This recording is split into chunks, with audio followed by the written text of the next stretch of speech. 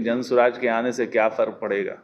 जनसुराज एक समय क्लेम करती थी कि भाई सब 143 सीट जीतेंगे तो हमारे को लगेगा कि कम हुआ है। क्या परिणाम हुआ आपके सामने है, कितना वोट मिला। इनका काम है किस तरह का बड़े बड़े क्लेम करना, बड़ी बड़ी बातें करना, ताकि बड़ी बात करेंगे तो लोग इम्प्रेस होंगे। वो एक अलग दुनिया में रहते हैं जिसको वर्चुअल दुनिया कहते हैं। जेडीयू के राष्ट्रीय महासचिव मनीष कुमार वर्मा ने जनसुराज सुप्रीमो प्रशांत किशोर पर बड़ा हमला बोला। उन्होंने कहा कि प्रशांत किशोर सोशल मीडिया के बढ़िया कलाकार हैं। जन सरोकारों से उनका कोई लेना देना नहीं है। सोशल मीडिया में माहौल बनाकर वर्चुअल पार्टी चला रहे हैं। आप तो महसूस ही करते हैं कि भाई कि जनसुराज के आने से क्या फ़र्क पड़ेगा। जनसुराज एक समय क्लेम करती थी कि भाई सब 143 सीट जीतेंगे तो हमारे को लगेगा कि कम हुआ है। और देखिए, जब बाई इलेक्शन हुआ वहाँ पर भी उन्होंने क्लेम किया एक तरह से कि भाई हम इस सारी सीटें जीत लेंगे। क्या परिणाम हुआ आपके सामने है, कितना वोट मिला। तो वो तो इस तरह का क्लेम करते रहते हैं, हमेशा कोई ना कोई क्लेम करते रहते हैं और उनका कोई मतलब नहीं है। और जनसुराज के स्वयंभू हैं, वो हमेशा एक तरह से जैसे चुनाव का लोग प्रेडिक्शन करते हैं, सेफोलॉजी इसको बोला जाता है कि चुनाव का परिणाम क्या होगा।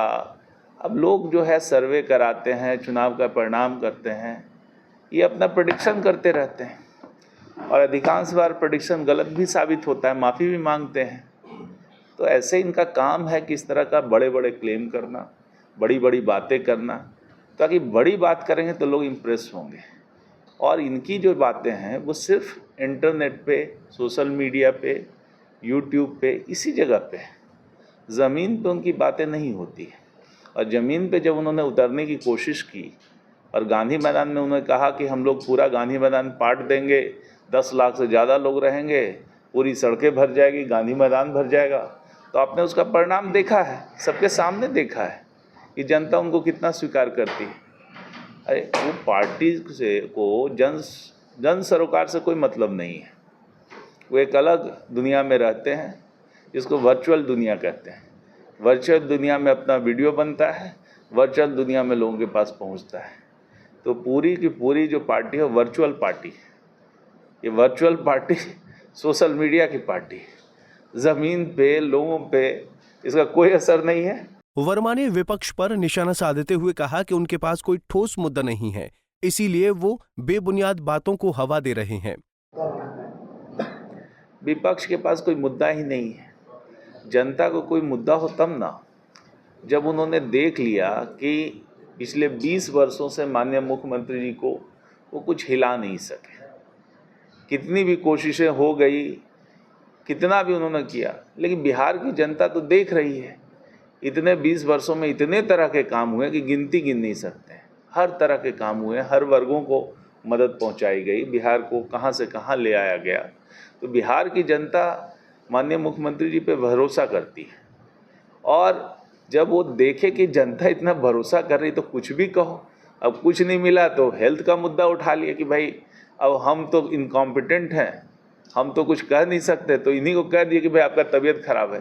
कई लोग हम देखते हैं, कुछ लोग ऐसे होते हैं जो कहते हैं कि भाई हमको इसी ग्राउंड पे दे दिया जाए कि इनका थोड़ा तबीयत खराब है। तो ये तो इनकॉम्पिटेंस की पराकाष्ठा है। आप अपने गुणों को तो कुछ कह नहीं पा रहे हैं, आप में इतनी क्षमता नहीं है, तो बिना क्षमता के बिहार की जनता पे भरोसा कैसे करे। तो ये सब तो कहते रहते हैं, ये सब की बात जो है किसी तरह से भरमाने का, जनता को बेवकूफ़ बनाने का ये काम करते रहे हैं। इनकी हिस्ट्री रही है। ये पहले भी जो गठबंधन के साथी काफ़ी दिनों तक बिहार में उन्होंने राज किया, राज करके बिहार को पूरा बर्बाद कर दिया। 15 साल का शासन रहा, उसके पहले भी है शासन रहा है, लेकिन क्या बिहार की स्थिति थी वो किसी से छुपी नहीं है। तो उनका ये कहना कि अब मुख्यमंत्री की तबीयत खराब है, ये खराब है, ये कह करके वो कहीं आगे नहीं जा रहे हैं। जनता भरोसा करती है मुख्यमंत्री जी पे। और इस समय आपने देखा कि पूरे बिहार का दौरा करके 2 महीने तक कंटिन्यूअस दौरा करके पूरे जितने भी जो समस्याएं थी जगह जगह क्षेत्रों का, उनको ला करके एक साथ 50,000 करोड़ से ज़्यादा की स्कीमें उन्होंने पटना में सैंक्शन की। कटिहार दौरे के दौरान वर्मा ने जदयू और एनडीए के जमीनी कार्यकर्ताओं से मुलाकात की और संगठन को मजबूत करने पर जोर दिया। उन्होंने दावा किया कि आगामी बिहार विधानसभा चुनाव में सीमांचल में एनडीए का प्रदर्शन पहले से बेहतर होगा। कटिहार से रजनीश कुमार की रिपोर्ट। हमसे जुड़े रहने के लिए हमारे YouTube चैनल को सब्सक्राइब करें और नई वीडियो की नोटिफिकेशन के लिए बेल आइकॉन को दबाएं। अगर आप ये वीडियो Facebook पर देख रहे हैं तो लाइक जरूर करें और ज्यादा से ज्यादा शेयर करें। धन्यवाद।